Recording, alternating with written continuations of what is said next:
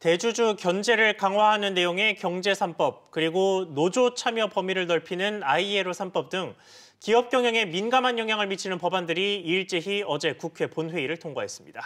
기업들이 이 법안 통과에 왜 이렇게 예민한지, 또 어떤 점이 바뀌는 건지 취재 기자와 알아보겠습니다. 김동우 기자 나왔습니다.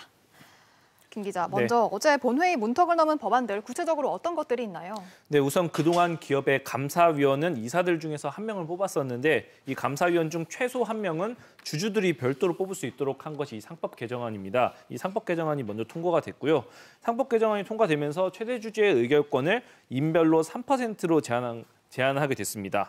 또 공정위의 전속 고발권은 유지가 됐지만 대기업의 일감 몰아주기 규제 대상을 넓히고 과징금도 2배로 늘리는 공정거래법 개정안도 국회 문턱을 넘었습니다. 또 모회사 주주가 자회사 이사를 상대로 주주대표 소송을 제기할 수 있도록 하는 다중대표 소송제도 도입됐습니다. 국제노동기구 ILO 협약 비준을 위한 노조 3법도 통과됐는데요. 재계에서 우려하던 법안들이 기존 안에서 다소 후퇴된 상태로 모두 처리됐다고 보시면 되겠습니다. 네, 그동안 기업들이 제일 많이 반발했던 게 김 기자가 제일 먼저 설명한 3% 룰 이 부분이에요.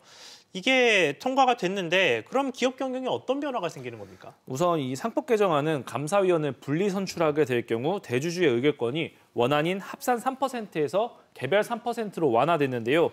예를 들어서 특수관계인이 5명인 회사가 있다면 최대 15%, 여기에 대주주 의결권 3%를 더하면 18%까지 의결권을 행사할 수 있게 된 겁니다. 원안에서는 조금 후퇴한 상황인데 받아들이는 재계는 경영권에서 엄청난 위협이 된다고 말하고 있습니다.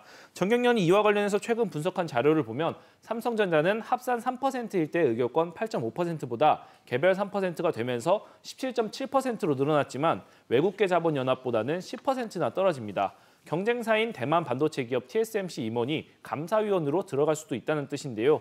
또 SK하이닉스와 네이버, LG화학 역시 개별 3%를 적용하더라도 대주주 의결권이 외국계의 절반도 안 돼서 비슷한 위험에 노출됐다고 말하고 있습니다.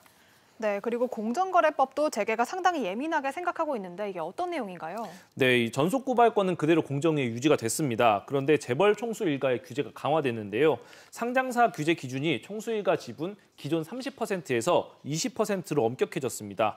총수 일가 지분율이 30%에 가까운 현대글로비스 같은 기업은 내년에 법이 시행되면 당장 규제가 적용되는데요.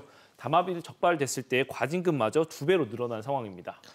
네, 그러면 법안이 통과된 이후에 각계 반응은 좀 어떻습니까? 네, 경제단체들은 보완책 마련을 위해서 법안들의 시행 시기라도 좀 1년 정도 늦춰달라 이렇게 호소하고 있습니다. 반면에 경실련 등 시민단체들은 민주당이 재벌들에게 특혜를 줘서 법안이 본래 취지를 잃어버렸다면서 강력 비판했습니다. 네, 김 기자 잘 들었습니다.